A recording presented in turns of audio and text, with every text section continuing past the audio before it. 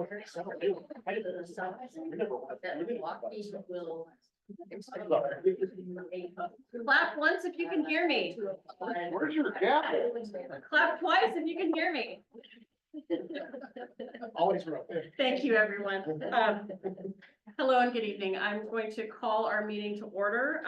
My name is Jeanette DeCastro. I'm the current chair of the District Advisory Committee for North Clackamas Parks and Recreation District. Today is August the 14th, and we are at 5:31 because I missed looking at the clock. So we're calling it to order. We have a member who's on the way. Allie should be here shortly. And that takes us to, if you'll indulge me, may we do quick introductions? We do have some new members, and I know we met last month, but it would be nice to share names. So I shared first. I'll go to my left. Mark Elliott, sub area 2. Auditor Blackmar, sub area 2. Sheila Shaw, sub area 3. Jeff Munns, assistant county counsel. Grover Warnfeld, sub area 1. Lisa Beatty, Milwaukee, which is sub area 5. Daniel Deal, sub area 4. Paul Savas, board of directors. I live in the Oak Grove area, which is sub area 2. I'm Joel Bergman, and I'm representing the community centers. Dominic Cortinas, deputy director. ESLA district director. Thank you. And so that will take us to item 2, which is approval of the DAC meeting summary from July 10th. And that draft is in our packet.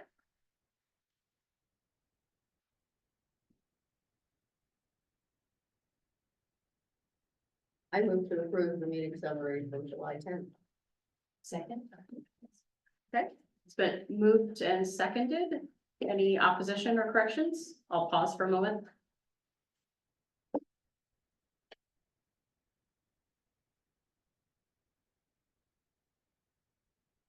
Okay. Seeing no corrections, we'll approve the minutes from July 10th as written. And that will take us to agenda item 3, which is our discussion agenda. Item A is public official protocols. And I'll hand the presentation to Mr. Jeff Munns. All right. Well, thanks. Public official protocols. It was you see that topic. I had the kind of topical part of that is, what can you do as far as political campaigning or posing and advocating for political positions, ballot measures, and so on. There's a lot of components that go into being a public official, which includes both public employees and elected officials. And a public employee definition also includes paid or unpaid who is not elected. So pretty broad. So all of you on this panel are some form of public official, some are elected officials, and some are deemed public employees, even though you're not paid and you're volunteering in these roles in this committee. So with that, there is one law in particular that addresses this question. That's ORS 260-432, states that a public employee may not, while on the job during working hours, promote or oppose election petitions, candidates, or ballot measures. Additionally, no person, including elected officials, may require a public employee at any time to do so. So basically, in your official capacity during this time, you can't advocate or oppose. It gets more murky from there, as you can imagine, depending on what we're doing. So I have a handout. This is from the Secretary of State's office. Always hand it out now. You want to pass it down. And it's a little older, but it's good law. It's a good summary. And on the back, a whole bunch of examples. I'll go through some of the basic topics and go on. I'll take your but we'll apply for all of you as well. So basically, what's easier when you're off duty? You're off duty, which the only wrinkle there is when you're not paid, so you don't have like a time clock. It's like me as a salary, I don't have a time clock. Then when am I on duty or off duty? Am I doing something in my official capacity? Am I saying something because of my job? I'm trying to explain something, even if I'm salaried, but I'm doing the function of my job. Then I'm on duty. I can't advocate. Same for you. If you're doing that, your official role, you can't be advocating or opposing on those points. When you're off duty, when you're acting as a private citizen, of course, you don't give up your First Amendment rights. You can continue to advocate. You can do all kinds of things politically and be engaged however you want. You just can't say, and listen to me because I do this for Clackamas County or NCPRD. That's where you can try to draw the line. You know, you as you, absolutely. There's no restriction on that. And it's funny, there's some weird examples in this, you know, even public employees, it's funny. During working hours may at any time express personal political views, which is true. You just can't be advocating. That's a weird one because we also have work rules where we say don't do doing these things in the workplace because it creates conflict. So we also have other work rules to say, let's not do that in our official capacity on the job. So that's one of the weird things I wanted to call out on that, but generally, when you're on duty, you may not prepare advocacy material, collect funds, provide unequal access to people with different political views, creating resolutions that are stating a political position, or using public resources to distribute these political type materials. But you may do impartial activities. You know, one example that comes up when I do the training for new employees is if you have a position where you're supporting an elected official, you need to keep their calendar sometimes, and then drawing a distinction of putting the political activities on that calendar, like taking some call that has to come into them concerning a political matter. It's just doing your job of managing that work for the elected official. It's not doing the advocacy work. I'm trying to think of that. What is your action? Is it more administrative, or are you actually actively advocating or opposing position? So, you know, again, staffing or administering calendars, calls, you know, those are all, we try to draw that distinction. There's some funny examples in here too, like you can actually, oftentimes, you can wear something that's political, but then you're advocate, you can't advocate. So some funny wrinkles in our law, it has to do with free speech. Question we get is, you know, people have stickers on their cars in the parking lot. Well, that's their car, you know, but if it's going to be in a position, for instance, very visible, and it's clearly represented in the county, like a booth that's set up, or the NCPRD, and it looks as though it's endorsing it. You say, look, we try to eliminate, avoid those things, no matter what the thing is. And questions about usage of NCPRD property comes up. How do we restrict these things? Well, we don't. We try not to get to the content of what people are saying when they're using our public facilities. We're providing equal access to people of all different political viewpoints and so on, so that they have that access. It's just that it can't be crossed into or cross over into trying to muddy the message and show that NCPRD is advocating something or supporting that entity, but they can use our facilities, and that question comes up sometimes. And sometimes we'll call about why is this group here doing this? Well, they're doing the same thing anybody else could do. They're just, that's them representing themselves, not representing us.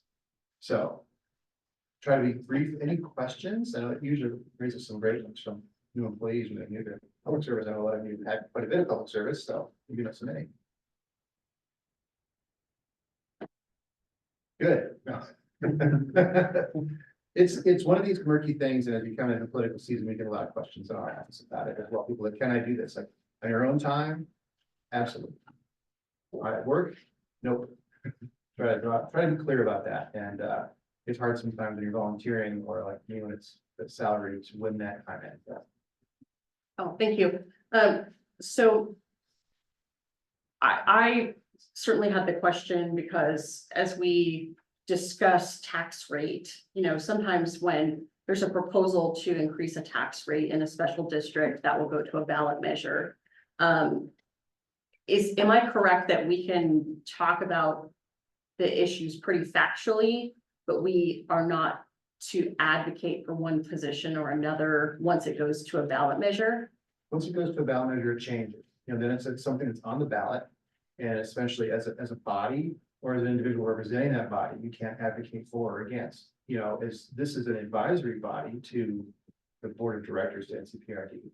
And so as part of that, if you're making a recommendation as far as governance or ways to address problems in the district, it's an appropriate topic of discussion, but it then becomes a presentation to the board of directors. The board of directors then chooses to wear the other hat, and as the board of county commissioners refers a matter to the ballot, or I guess the governing body of this entity could do the same. Once that happens and it goes to the ballot, then it changes. And then this organization's role, people representing it, yeah, you have to be neutral, because any action taken by this entity or people representing it has to be that neutral type of activities, you know, that you're you're not advocating, you might be having some, you might mention that this is business of the district, that this is happening, but it's in a neutral or impartial way. More factual than the positions. Thank you. Yeah. I was gonna piggyback on Jeanette's, but I think you answered it. We can provide factual information. Yes. Yes, because that's something we often have to up with contact county or entity and say, well, how does this change where you're at currently? Things that are very factual. Definitely, that's not advocating. Jeff, could you give an example of how, or if county council can assist, if indeed something did go on the ballot, how could this group or members of this group advocate in the voters path statement legitimately? As individuals is the best way. But factually Factually, or not factually? Well- But if the group wanted to do it as a body, could they do it? Could they do it in a way that's factual versus advocacy? yeah, I think, and there's also a role in the preparation of the materials that go on the ballot. The captions, the question, and then the summary, the 175-word summary is something that our office puts together with assistance from the entity that's referring this. And so, like other matters that brought to the board or the questions that we've worked on together, our office helps with that, but works with the organization that's kind of referring to that, whether it be the Board of County Commissioners or some different petitions that have been for the board for Woodland Parks District one, for instance. We have sort of a administrative role in preparing that neutrally. And those statements are by law have to be neutral. In that type of that caption portion, but those statements of support or opposition come from interested bodies, generally public groups. Here, though, we have an public advisory committee to the board of directors. So advocacy at that stage would not be appropriate, but the individuals on it or any subset of other public, just general public that wants to advocate certainly can. That's frequent. Where people do that in their individual capacities or subsets of it, you said they do submit those, because they're very familiar with it. You'll see those names that cross over and it's interesting, but they're doing it in their individual roles. Did you add, because we've done this before too, that is when we advocate as, let's say, NCPRD or whatever it may be, we would maybe send something to the Secretary of State for approval to make sure it's not in conflict. Yeah, when that's a question, we do that. It's generally those matters are also reviewed by the district attorney and a funny role in Oregon law in doing so and reviewing those questions to ensure that it's neutral. We just did another one recently. Secretary of State has a lot of guidance on that. And we do have the ability to work with them when there's a question about it. But I think that there's a lot of resources out there. And I think that your position and Mayor Beatty's position are different, because you can continue to advocate as elected officials, which is the funny thing that the rest of us in this example can't. But if there were something put on the ballot and there were created a group of Friends of Parks or whatever it were called, that would some members of the DAC, but also much broader, then that's fine for somebody who happens to be a DAC member to sign a letter on a voter's pamphlet, but not identify themselves as a DAC member. Right. You can't be doing it. I'm doing this on behalf of the DAC or I'm representing this position. It's just like people who are members of positions are also members of political parties, right? And they do those things in their part of life and separate from their public role.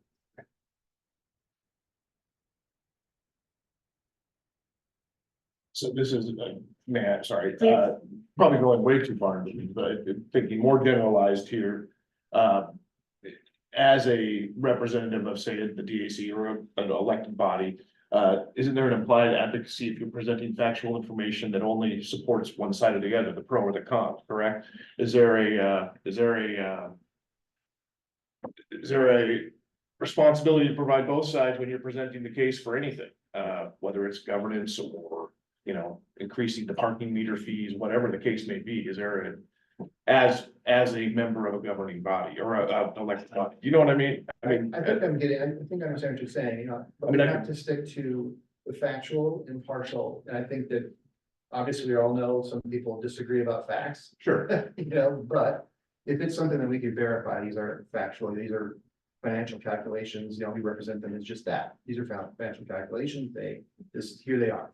We're not then gonna go the next step and so therefore it supports this, these are the facts. We're asked questions today. This is assuming we're after it's on the ballot, right? So before, as this body is debating, making recommendation, that's different. But once it's on the ballot, then it's to stay impartial. And I think that it's not, though, the case that you would provide both points of advocacy, as far as like fair access, to, like, as a media, it's a different standard. We provide impartial information as opposed to providing both sides of the story. What we would do, like, as NCPRD, we would provide the forum for both sides to make their case. But we don't, as an organization, that provide them both out there for the public. We look, those individual people or organizations provide those points of view on their own.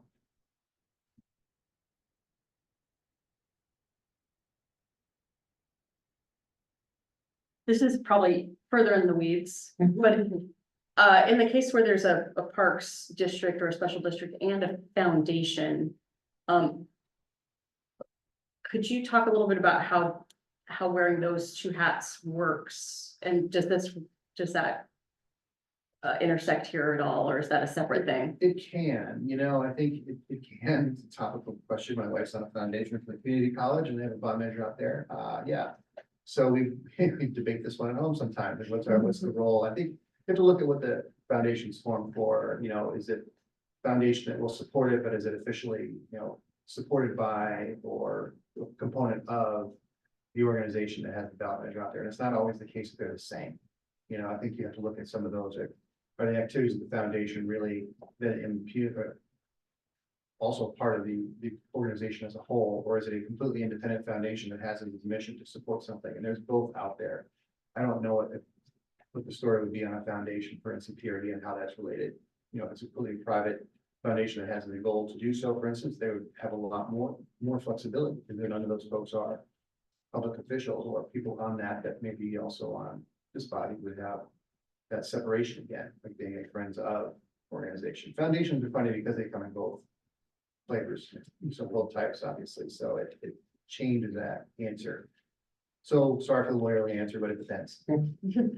That's totally fine, because it's not something that exists. Maybe the question is not fully baked, to speak lawyerese. Yeah. Precision helps when we get these tough questions. We want to make sure we know exactly what the facts are so we can give the best answer. But there's a wide range, obviously. I can deal with precision or swags. So that was very helpful and also a little bit dense. I just want to pause for a second and see if there's any additional questions.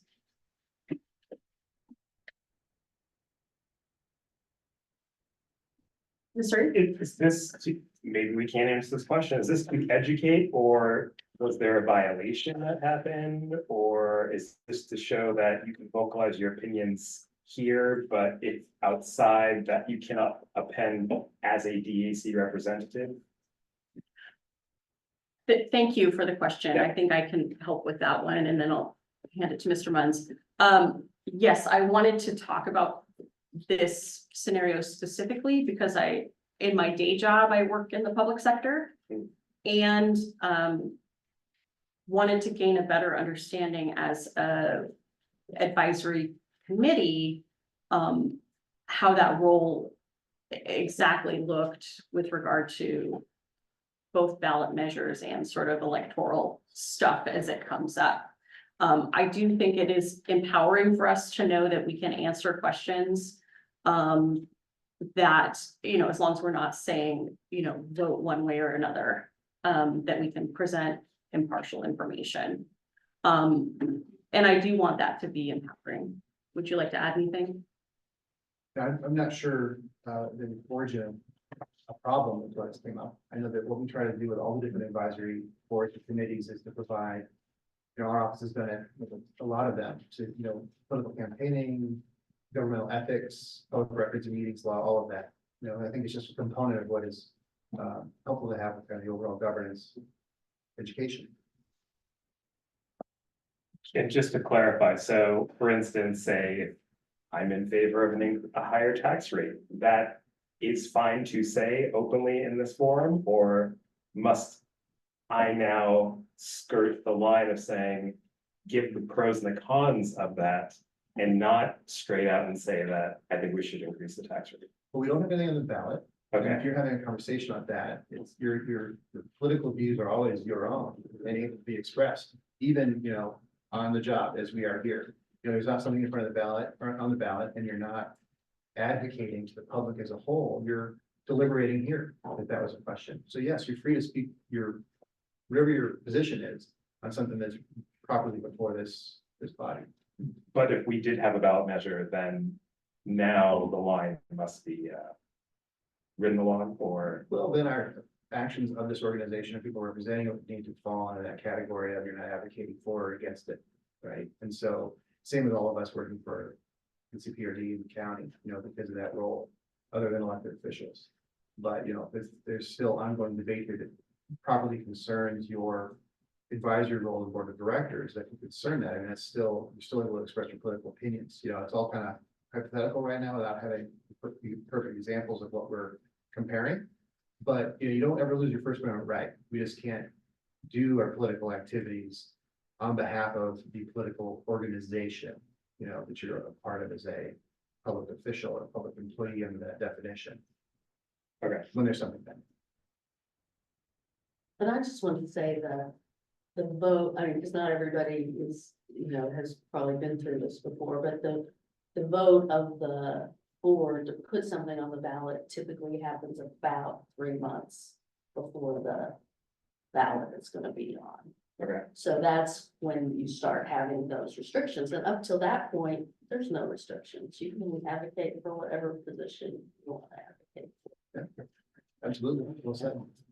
Yeah, so, Jeff's to a serious question, one thing I use for safe harbor, correct me if I'm making a mistake here. I've done, even though I might have more flexibility because I'm an elected official, I will still say, I'm not speaking, you could say, and I could say, I'm not speaking on behalf of the NCPRD board, or I'm not speaking on behalf of the NCPRD District Advisory Committee. It's my personal opinion, and then just espouse what you wish. Is that correct? It is, and it's especially in any organization you're a member of, and your example is a good one because you were a member of a body of 5 individuals sitting as the board of directors of the county commission. And so, yes, when you express your opinion, unless you are kind of put in that position and authorized to do so, you speak on your own. You can certainly, I am this person, I'm on it, but I am speaking my position on this, and that is a safe harbor. You clarify.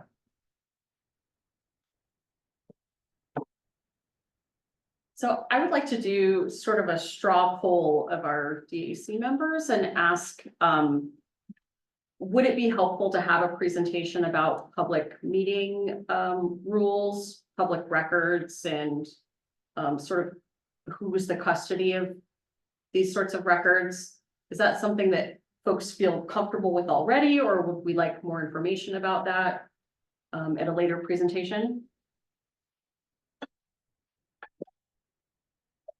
I'll jump in with my opinion. I know, in fact, I think Jeff's provided this before with the DAC, or maybe it was even DAB, but in light of the boards changing, I think it would be valuable. I don't know if it could be slipped into or be part of an actual standing agenda, or if it may be a standalone meeting, but I think everyone could probably use a refresh, especially for, in light of this presentation, it may be timely as well, so.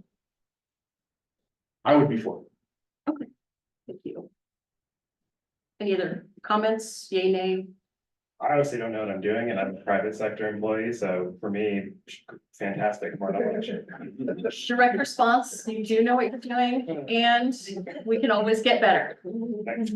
And I am including myself in that. Thank you. Sheila? I think it would be valuable. And I'm gonna piggyback a question on that, is as a DAC, once something became a ballot measure or, is there a scenario where we would be talking about that here? Possibly. It depends on what people put on the agenda or bring up to discuss, right? Okay. And I think and then again, you're still able to speak on your own position, probably, but it's just more how is the organization or individual representing it acting, right? So if you have a legitimate discussion, or if you have a discussion where that topic comes up. Yeah, and that's what I was having trouble envisioning, is that what would be the scenario where something that was on, would come up here as an item. So that's where it's a little different than those of us who are employees, if we're in the workplace and we're having a meeting, people start advocating, it's like, well, now we get into work rules. It's kind of like, let's not do this in the workplace right now, and try to advocate and convince your coworkers, it's different than an organization that's making recommendations to an elected body, sometimes we do. But for reference, when I do the new employee orientation, we cover public records, government ethics, and political campaigning, and fraud, waste, and abuse in about 20 minutes. So you can certainly do that in a little less. So, and public meetings, yeah, I mean, if we could break it up, we do whatever you want, have small bites throughout the year, whatever works for the group. That sounds stellar. Thank you. Thank you for coming in tonight. Welcome. All right. I believe we're done with this topic. I'm clear out there. Thank you so much. Thank you. Take care. So we'll go to our system plan consultant contract update for phases 3 and 4, and that's NCPRD staff, Erin Real. Thank you. All right, so I came with the high-tech situation rather than the paper handout, so now we've got to make sure that I can screen share to you.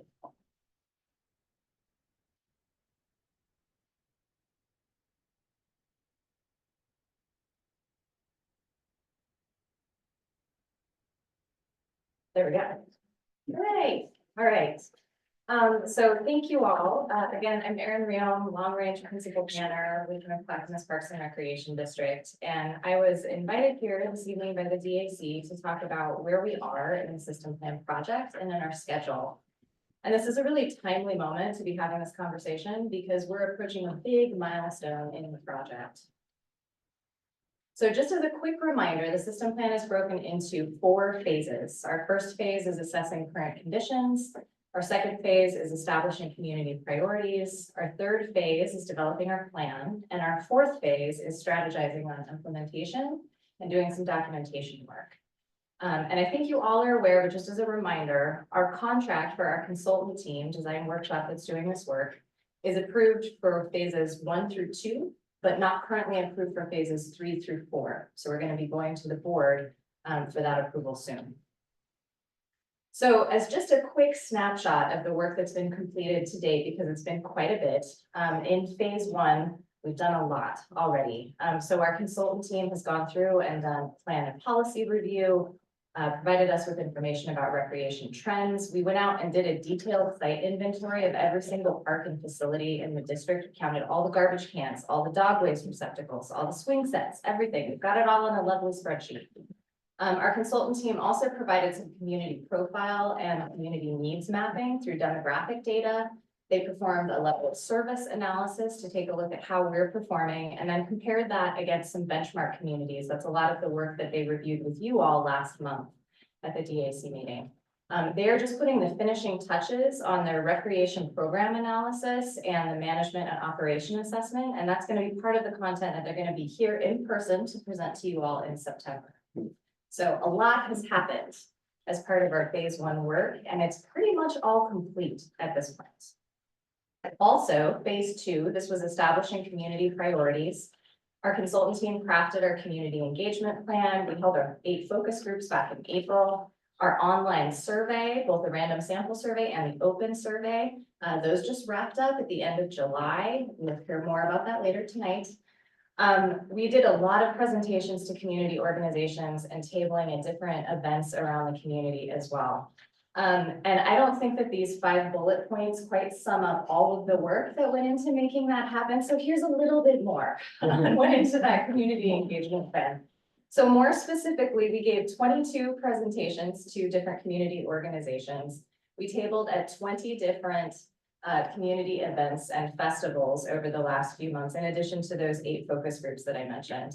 We also sent out postcards to over 40,000 different households in the district. So every household in the district received a postcard about the survey. Melina and her team also sent out over 53,000 emails to notify people about the project and the survey. So a lot of outreach there, and that's not even including all of the Facebook and Instagram posts and all of the additional social media that went into that. So that was really substantial. We also did some more kind of grassroots type of work. We put out yard signs. A lot of you all put out yard signs too.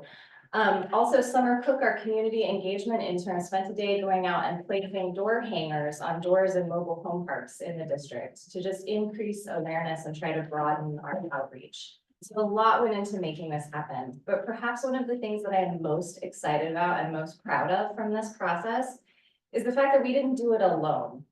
We did this in partnership with some fantastic community navigators, some of whom are in this room. So I wanted to take a moment to say thank you. I know that we said thank you last month, but I feel like we need to say thank you again. Because you all already contribute so much of your time to participate in this community and on this committee, right? And doing this work was really above and beyond. So that goes from tabling, there's a lovely photo of Anita up there donning spectacular butterfly wings and speaking very articulately about the system plan at our pollination celebration. But a number of others of you also tabled at coffee shops. You sent out the survey link to your own personal networks and distribution lists. All of this helps. So just thank you, thank you, thank you. I would also be remiss in not acknowledging all of the wonderful help that we received from the Clackamas County Youth Action Board. They were fantastic, coming out to our events, promoting the survey, talking very, very articulately about the project. It was incredible to have them involved. So that was wonderful. And also the Clackamas County Community Engagement Specialists. They were really great at helping us tap into other social media networks as well. So with all of that complete, where are we headed? Again, we still need to go to the board for contract approval, and that's currently scheduled for September for our phase 3 and 4 work. But I wanted to give you all a snapshot of exactly what that's going to entail. So we're going to be starting by taking all of the input from phases 1 and 2 and using that to develop a plan, vision, and goals. That will then get illustrated in a framework plan. So what does that set of recommendations actually look like on the ground and within this geography? The consultant team will also be providing a matrix of recommended projects and strategies that's going to help us move forward into implementation, along with a list of capital improvement projects and some high-level costs that's going to help us with budgeting and help us identify some budget gaps that we might have. They're also going to provide us with some very high-level recommendations on funding and governance based on best practices across the country.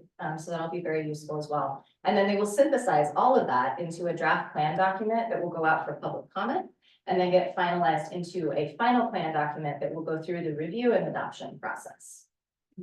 So what that all looks like in terms of schedule is illustrated here. So you can see our green line there shows that we are rapidly approaching the end of phases 1 and 2 and concluding that work that's currently under contract. So our next step is to go to the board for approval of phases 3 and 4. Again, we have that currently scheduled for September. And then with that approval, we hope to start into plan development in the fall. That'll continue into early winter of 2025, and then delving into our implementation strategies in spring of 2025 to wrap up hopefully just at the early summer months. So with that, I welcome any comments, any questions specifically related to the scope and schedule. Calling on Ansa? Can you say more about how this draft going on to public comment, for public comment, how that's done?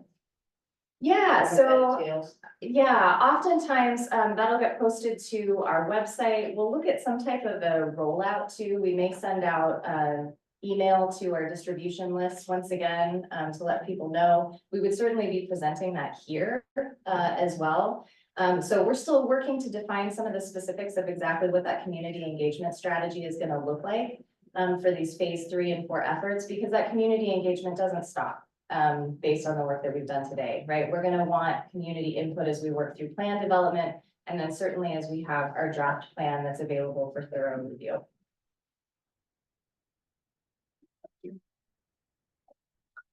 So, the survey was really well done. I liked that it had some open-ended questions. But I guess I'm kind of surprised to see you say we're at the end of establishing community priorities, because that survey is gonna, the result of that survey is gonna be a list of, I guess, I would imagine hundreds of different kinds of things people want. But there hasn't been a step to prioritize or to see how much interest there is in X, Y, or Z. Is it just that you're gonna count how many people said they wanted a dog park versus they wanted a splash pad? Or, I mean, how is the prioritized? Yeah, so, and the survey results will be presented in September, again, when design workshop is here, so you all will get to see that. That will be one of many inputs that we're looking at as part of this process, right? We have also been taking posters with us to all of the community engagement events and asking people to vote on their preferences. So we have another set of inputs as well. We've done all of this assessment work that we've been presenting to you all to understand community needs and priority areas within the district. So the big task that's in front of all of us as we head into the fall, once we have that contract approved, is to take a look at all of that. How do we distill that all into a set of goals? And then go through that prioritization exercise. So that has not happened yet. That's part of the work to come. Ms. Reed? This might be a difficult question. Thank you for your work. What was the most effective way to reach people? I think from the quick math, like 1% of the people, or 2%? 2% of the people opened the emails that you sent. Was calling, not calls, email, flyers. What was the best way that you guys found? And I might ask Melina to chime in from her perspective, because she's got a better handle on some of the digital end of things, but I would say the best success that I saw was actually going out to community events, going out to community organizations and presenting to people. Particularly over the last month and a half or so, we've been in as many events as we could possibly attend. Talking to people about the project. And we were also offering an incentive for people to participate and take the survey there on site and receive a complimentary pass to the aquatic park. That was highly effective at boosting our participation, and win-win, it brings more people into one of our flagship facilities, right? Thank you. Yeah.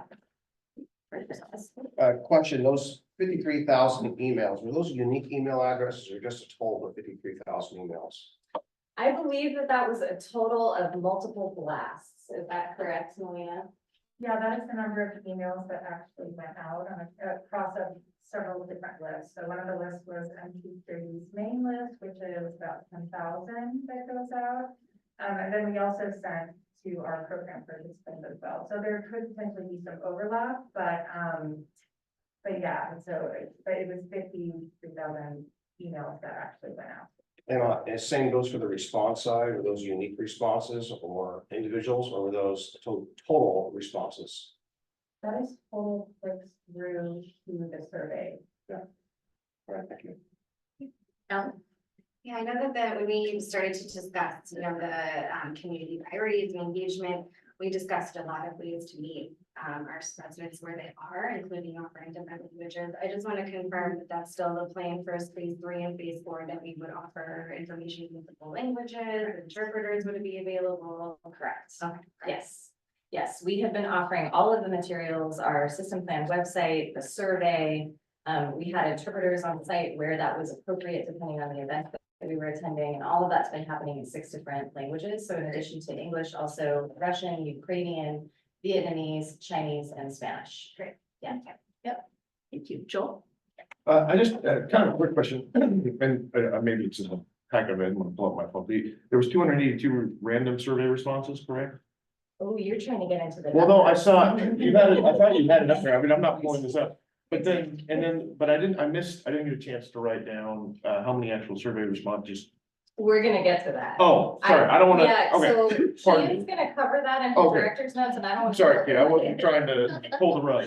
The other quick question was, is the presentation to the board of directors, on a agenda yet? Is there a date set for that yet, or is that just left out in September ether? Do we have I that? believe that we are tentatively set for September 18th. Okay, Just pending confirmation that that board of directors I'm sure we'll is get it. gonna remain on. nervous or whatever, I'm just curious, so, okay. Perfect, thank you. Grover? Yeah, I wanna kind of piggyback on what Lisa talked about the determination, because the phase two is establish community priorities. And you've gathered all this data, but how that gets actually assembled into what the priorities are is still a little unclear for me. And I do want to use an example of a parallel program. So as an example, the Jennings Lodge facility behind the school. So there was a similar priority outreach. And then it came down to, there were two choices and one choice won out. But I still, in that one, also have the same question. Where is the correlation that determines this is the outcome from those priorities? I'm curious about that going forward more than anything, because it's unclear how that actually happens. Yeah, well, all the work that we've been doing so far in phase two is really starting to identify a lot of the inputs, right? So we're gathering all of that data from the survey. We've done all of the assessment work. We're pulling together all of that information. Again, we need to go through a process, and this is the first step in phase three of starting to distill that down into, okay, how do we funnel all of that into a set of goals that we can use as a decision-making framework as we need to make decisions for the system moving forward, right? So defining what is our ultimate vision based on all of these inputs? What are our goals? And that will help us define what that prioritized set of action items will be. Okay. So now I relate that to what our function is. Our responsibility is to advise the board of directors for NCPRD. And then we need to know the data stuff to be able to, not what the conclusions were, but what, because it is a bit unclear how it goes from data gathering to determining these are the priorities. So I'd be interested as this unfolds, some more under the hood or whatever to actually know how that goes, because I can't speak to how it went from, we heard all this stuff, here's what the outcome is. There's a gap in there, and that's what I'm requesting specifically, so that we can do our job as the district advisory committee to be able to make a recommendation based on, because it actually says it based on what the community priorities are. Okay, thanks. Yeah, and we've been doing regular updates to you all as the consultant team's been working through the assessment process. That's going to continue as we head into the plan development process and into developing priorities. So all of that is going to be presented, and if there are additional details that you want to dig into further, we could certainly talk about that. I noticed. So I think I'm hearing, some of our questions will be expanded upon in September during the presentation, and we'll have access to packet information so we can review that presentation in detail ahead of time. Yes. Okay, fabulous. Thanks. Yes. I'll call in Mark. Yeah, I just want to, had a question, but I'm going to wait on that one. So I want to just make some comments about how it's been going so far since I've been involved in it. And I think it's been a really good process, having been an architect for 43 years, and having gone through some of this process on big projects. It's good to see that, yeah, there's been a good continuity in the work that's been done, and I really applaud you guys and the consultants for the work they've been doing. It's really informative and really relevant information. And we've had a chance to share that with some of our members in Oak Grove, some of the outcomes, and it's been really interesting, and they're very aware of the project and excited to see the outcomes of it. And so to me, I see that, phase 3 and 4 are really important as far as that being within that timeline, so that there is not a break in the service of the consultants. Having been on projects that take a pause when it goes over a certain number of months or weeks or months, important staff are reassigned, people forget what happened. There's a break in that service, and it has a detrimental effect on the work of the project.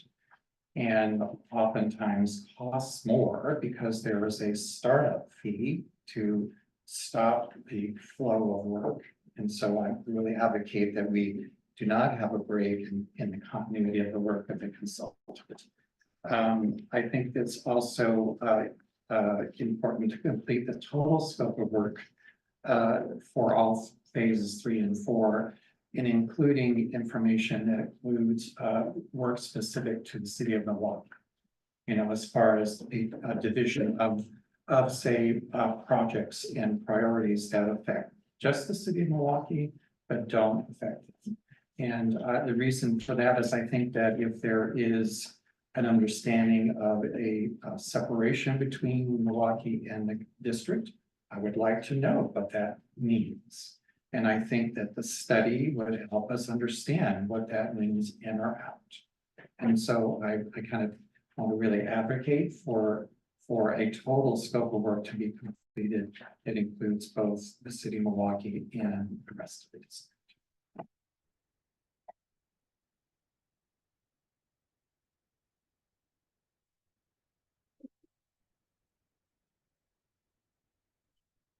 No. I think September would be a good time, perhaps. Yeah, it's here. Okay.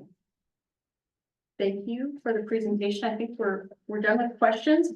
I can always come up with a question, but I think I'd better cut you loose. I'm a little late on time. Thank you, Erin, so much.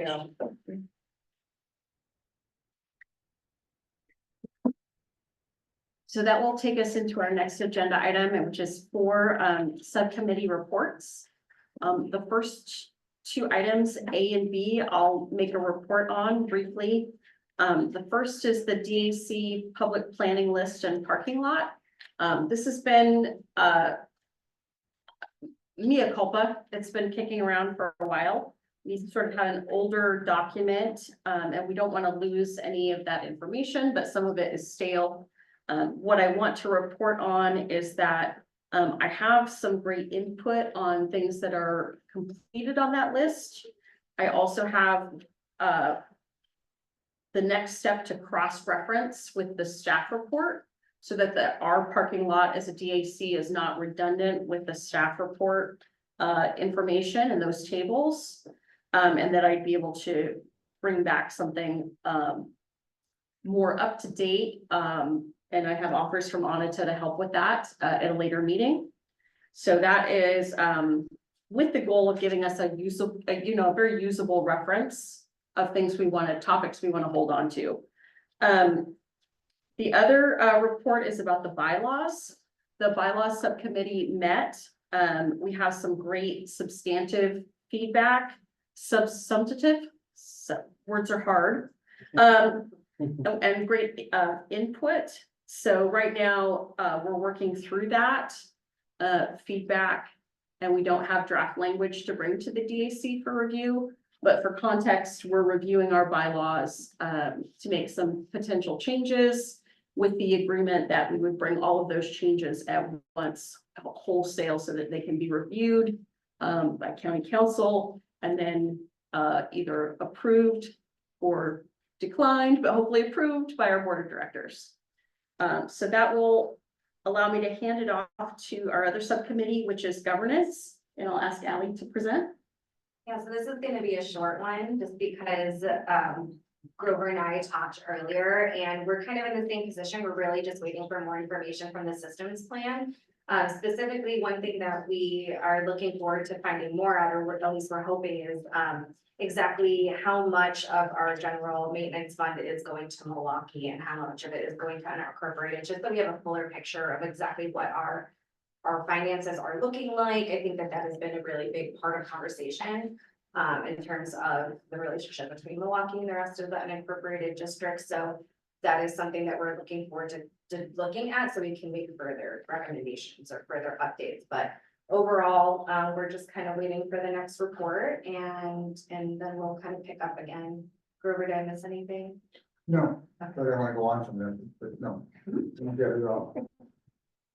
But it does raise a question for me, sort of in the picture, because when you look ahead to where it says overview of 3 and 4, it lists develop recommendations for funding, okay, that's fine.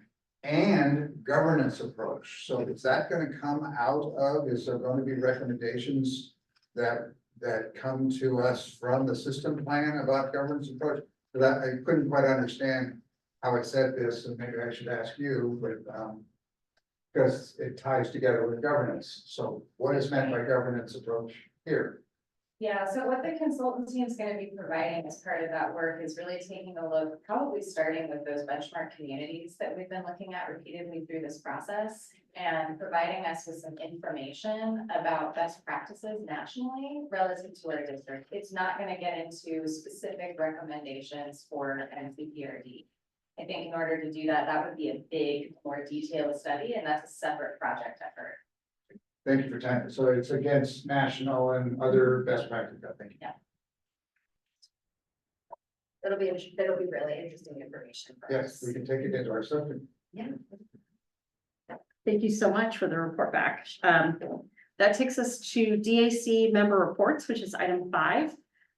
We have 20 minutes set aside for this. These tend to be sub-area specific. And try to leave it to 1 to 2 minutes if you can, so everybody has a chance to share if they would like to. Calling on Grover. Okay, so I'm a representative of sub-area 1, and unless, sure, you want to go first, okay? I don't go for it. Okay, so this Saturday, the sub-area 1 representatives will be having a listening session for our community at the Jennings Lodge campus as part of a community event there, and we will be meeting as the implementation team and hearing what they have to say as far as community input, etc. And that will be it'll happen sometime between noon and 2 on Saturday.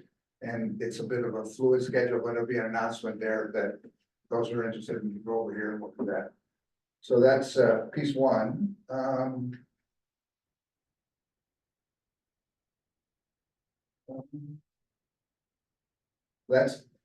I do know that in the minutes from last month, I brought up, and I'm curious after watching the Board of County Commissioners go through their process on how things make it to the agenda. They had a 2 and 3 hour session this last week dealing with how their process would be. So they arrived at, if it's spoken in a public meeting, that it is sufficient to have it be eligible to go on to an agenda. And yet that related to our parking lot is a bit of the same input gets. So I'm trying to look at how input gets to into a structure for fulfillment that can actually keep track of it, won't get lost, and how it then gets into our workload. So that's a question I have specifically about that, because it's unclear.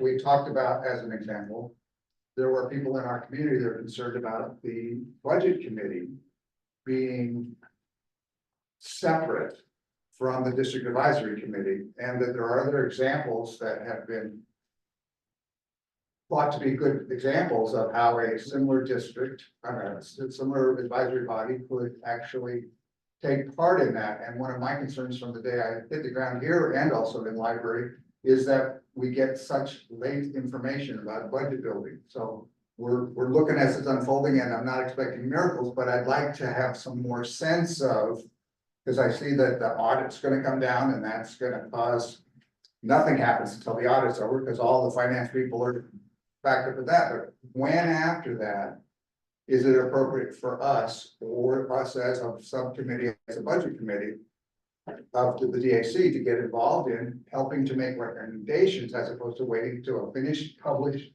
document that says, okay, yeah, we think that's okay, as opposed to how did this get created? So that is what I want to keep alive in this conversation that did come up in my sub area. So I'm repeating it again today, and I don't need the answer today, but I don't want those to fall off into the ozone. Thank you. Thank you. Calling on Joel.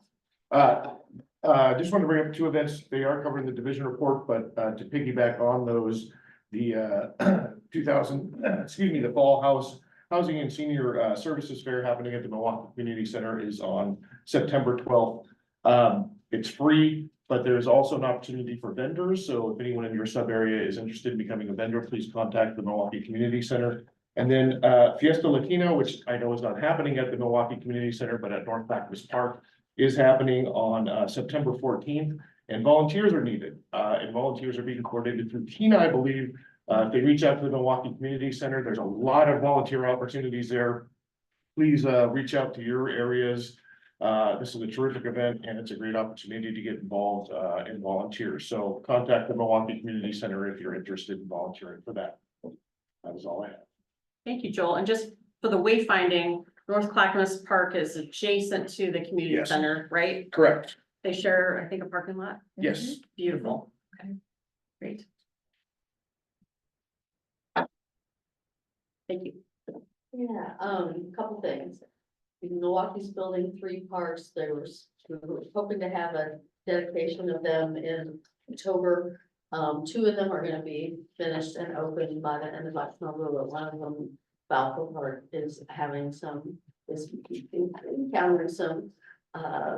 delays, and so all 3 parks will be open by the end of the year, but we're not doing any kind of big sort of dedication, grand opening until the spring because of how late it's running.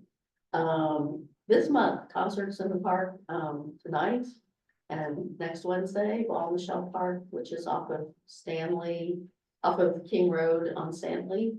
Have concerts from 6:30 to 8:30, and Thursday nights in Ardenwald Park, same time, 6:30 to 8:30. And this Saturday is the Johnson Creek Watershed Council's annual chance to climb around in the creek if you ever want to do that. People love it. It's funny. I'm not climbing in that creek. But there are people who love to do it, and it's great. I mean, they do an amazing job pulling tons of stuff out of that creek. It's the low water of August because it's the only safe time to get in the creek. Thank you so much. All different kinds of fun, different places. Call Mark. So more for the community center advisory committee. In our last meeting, which was last week, I believe, we set up a subcommittee to study recommendations that could be given for the development of the Concord property for the community center that's envisioned there. And some of the questions that we want to kind of look at is, would each center have its own advisory board, or would we have one single one for both? What thoughts do we have about how the 2 community centers might work together or be different? And so we thought that this subcommittee could offer input to NCPRD staff and leadership on our thoughts about how the community center could be established and as a foundational thing, since the community center will likely open sometime 2025, fall or winter 26. So I think that's exciting, and looking forward to working with the NCPRD staff on what our thoughts are about it. Thank you. So I will call on myself. I'm in sub area 3. Our CPO meeting will be in September, so I don't have a report back from the CPO. I do have a question about sub area 4. I went to Altamont Park with my kids, and I noticed that it's a gorgeous park, but it's very hot in the summer. There's not a lot of trees. Are there restrictions? And again, I don't need the answer at this moment, but are there restrictions for view? Because it is a really gorgeous view. You can sort of see Mount St. Helens, and you can see Portland, and on planting more trees in that park. Thank you. Okay. And do we have any more sub area reports? It's okay if not. Sorry? Gilbert covered the Jennings Lodge picnic. Everyone is welcome. 17th, that's Saturday. 11 to 3, 2, something around there. I haven't signed my log and I still don't know. It's horrible. It's noon to two. Noon to 2. Thank you. Feel bad. I know 99E is a state highway. But the Jennings and 99E crossing. If a diagonal crossing, how often I'm walking by in a car, on a motorcycle, and you see a pack of kids having to do the double right turn to get across. I know it's on the list of things to be looked at, but if we could address that, it's just not just children, elderly, anyone, it's a double right, it's a dangerous turn. You have to go through 2 crosswalks instead of just a diagonal that stops all traffic and links, a great resource for the community. That's it.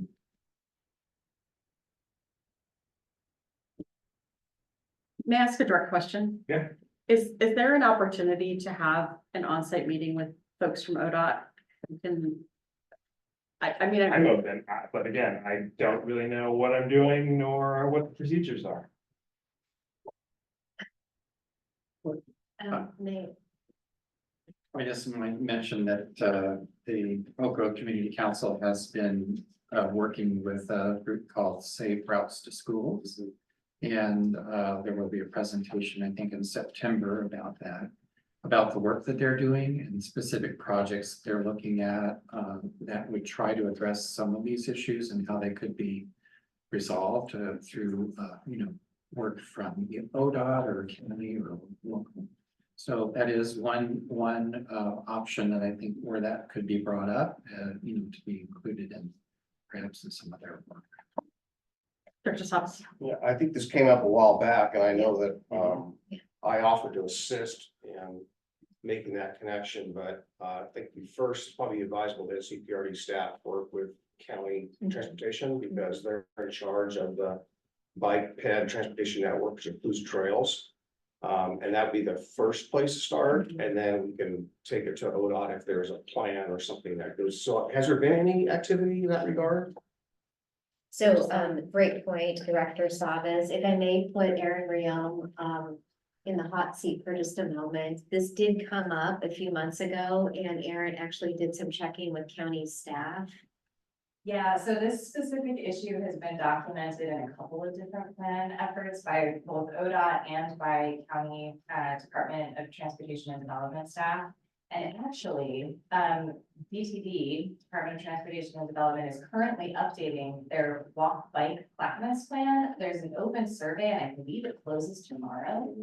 So if you all haven't taken that, and I think Dominic sent that out to you all, that's a great opportunity to provide some input.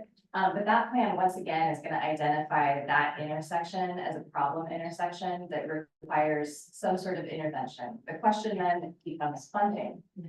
How and where do you find funding to be able to pay for that? But the last draft plan that I saw had identified that intersection as one of the high priority intersections to improve by both ODOT and by the county.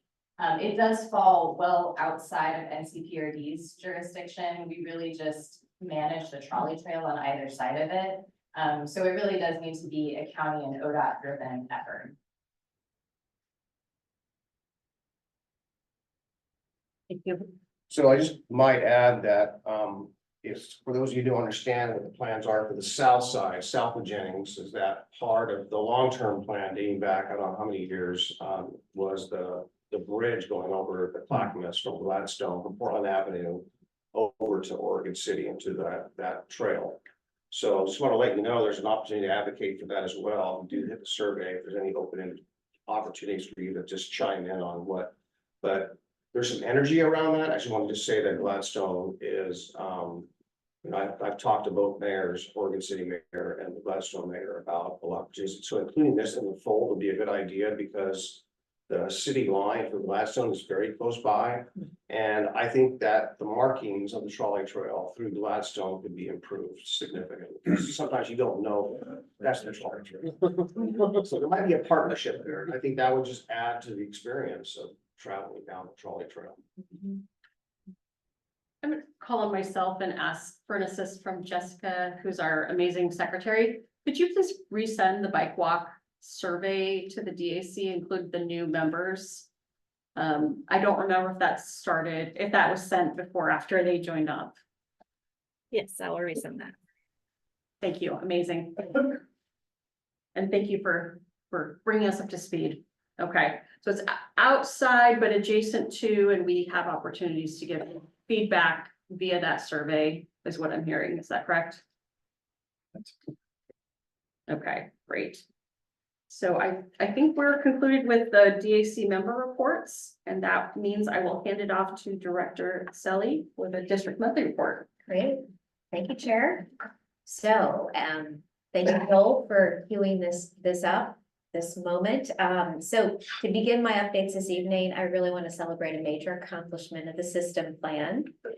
As Aaron mentioned, NCPRD staff, volunteers, and many of you here at the table tonight helped us exceed our goal, which was 2,100 system plan survey responses, or 2% of the district population. We received 2,500 survey responses, which is 2.4% of the district population. And as you can see, these results against the other communities that we're using for benchmarking, we are well above their returns on their survey. So really, this is a moment to celebrate. You all did an amazing lift. And this just means that we are going to have better data to inform plan development. So sincerely, thank you. There was a lot of excellent strategy, creativity, many hours of tabling at community events and engaging with community members. And there was even a pivot in the middle to figure out a way to entice more people to participate in the survey with the aquatic park passes, and it worked. So well done. Well done. Thank you. All right, construction continues for the Concord property projects, the park playground and renovated community center, as well as a new county library. Major regrading of the site is nearing completion, and the walls of the new library are actually going up. If you haven't driven by or walked by, please take a look. The new ground floor ADA accessible community center entry is now also visible, and demolition is underway inside for the elevator shaft. So we will actually have 2 elevators, one that is really central to the community operations that the public will be able to use to get between the ground floor and that first floor, I guess some people call it the second floor entry. And then we will also have a back or a freight elevator. So please continue to go to our website for updates, and we also have a construction cam, which is pretty cool. NCPRD staff are continuing work on the website refresh project and currently have a survey open to collect your feedback until August 21st. So if you're not fatigued with surveys, please jump in. This is really important.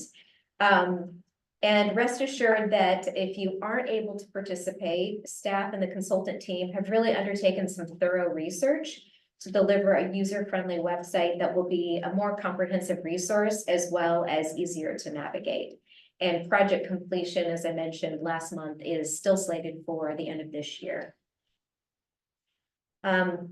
For Milwaukee Bay Park, the board of directors have received several emails in support of completing phase 3 improvements at the park. And I have responded to all of those emails personally, and they also go into the board of directors log for community input. So wanted to let you know how that's happening. The board provided a response recently to the letter with regard to phase 3 improvements at Milwaukee Bay Park. And this was from the Milwaukee Parks and Recreation Board. And that letter response is in your packets. And I think most notably in that response, the board's position is that, and I'm going to read from that letter. At this time, construction of phase 3 of Milwaukee Bay Park is on pause because there's been no progress on updating the intergovernmental agreement between NCPRD and the city of Milwaukee. It's our understanding the city is seeking to clarify an appropriate legal route for their potential future withdrawal from the district before continuing construction The district needs assurances that should Milwaukee choose to depart, district investments are not removed from district ownership at the expense of the rest of the district's taxpayers. NCPRD staff have met again recently on behalf of this project with federal, state, and local grant partners in an effort to maintain the current grant funding. I'm hearing from a lot of folks in the community that they're concerned about losing that grant funding. And so NCPRD staff are really working to maintain that grant funding. We're having positive conversations, and we're seeking a formal extension to our federal grant to fall 2026, because it's really the only one that has a firm deadline. And the other grant partners have said that they will follow. So we're in conversations about that federal extension. And I just want to let you know that this is something that is a priority for NCPRD staff, and we are working on it right now. So I'll provide you with an update in September on those conversations. I also want to just be clear that NCPRD budgeted resources for phase 3 improvements are still secure. They're still in the budget. Nothing has changed. So now that we are nearing the end of summer, although it sort of still feels like summer, we've wrapped up another summer of free programming with concerts and movies throughout the district. Over 2,600 people enjoyed 3 free concerts, and our free movies in the park consistently drew crowds of over 400 people, which is just phenomenal. So, you know, we are really, I think we've ramped up back to pre-pandemic levels. Candy's nodding her head yes, so that's fantastic. Please see your packets for more details on statistics. On August 31st, Boardman Wetlands Community Science BioBlitz event will be held to record flora and fauna species at the park. And then, as Joel mentioned, North Clackamas Park will host the September 14th Fiesta Latina, and I hope that everyone will be able to attend. And now that we're nearing the end of summer, I really want to thank all NCPRD staff and volunteers for their long hours and hard work this summer, often during really extreme heat. Keeping our parks and facilities clean, attractive, safe, delivering recreation programs and events, projects, and community outreach, of course, at numerous events. You've all pitched in and made it a great summer, so thank you. Really, it's really appreciated.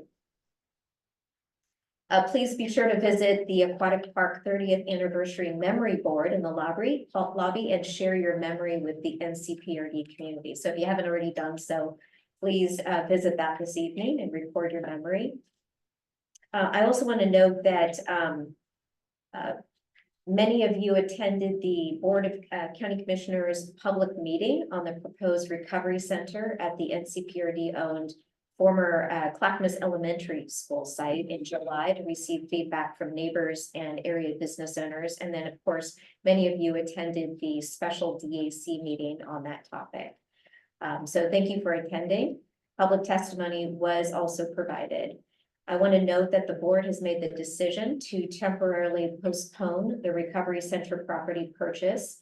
The county was considering purchasing the former Clackamas Elementary School from NCPRD, and there is further information that the board wants to review before moving forward on that proposal.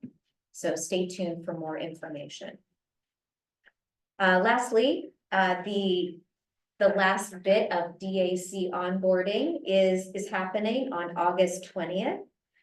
Thanks to Jessica and Dominic and many others. So thanks to the new DAC members that are attending. This tour is open to everybody at this table that would like to attend. So if you haven't already signed up and you'd like to attend, please get in touch with Jessica. And this tour will conclude DAC new member onboarding. And I have the tour schedule here if you want to take a look. I printed out a few extra ones. This is hot off the press. I think Jessica got the final responses from the doodle poll. So this decision was made based on how many people responded that they could participate. And I think, one of the deciding factors that all of the new members, said that they could meet during this time frame that we picked out, which was the 20th of, August, so next Tuesday. So That's my remarks. Thank you. Fantastic. Thank you, Director. That will take us to our public comment period. That is where I will call for statements from community members regarding issues related to NCPRD. I'm sorry, Mark. And I'm looking on Zoom.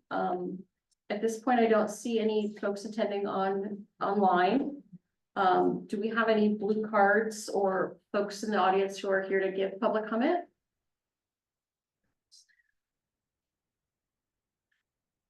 I just want to do a point of clarification really quick, in the engagement summary for the system plan, since emails ago. I just wanted to clarify that, it was actually 48% open rate, and we had 26,000 emails open, and then 1,200. Wow, went through. That's a huge difference. That was really bothering me. Melina, thank you. That's a great open. And just for context, she's staff with NCPRD, our amazing marketing manager, and but I'm really glad you jumped in with that comment. Okay, so That's really good. 26. with that, there are no public comments this evening, and I will close the public comment period. And that takes us to future dates. So we'll ask if there are any agenda submissions. Please send those by email no later than Wednesday, August the 21st, by 5 p.m. You can also raise your hands or signify if there's something you'd like to add right now for the September agenda. The finalization of the DAC meeting agenda will be on Monday, the 26th. In our next DAC meeting, it will be on Wednesday, September the 11th here at the Aquatic Center. And with that, I don't see any hands raised, so I will go ahead and adjourn. Or do I need a motion? Any objections to adjourning? We're adjourned. Thank you so much, everyone.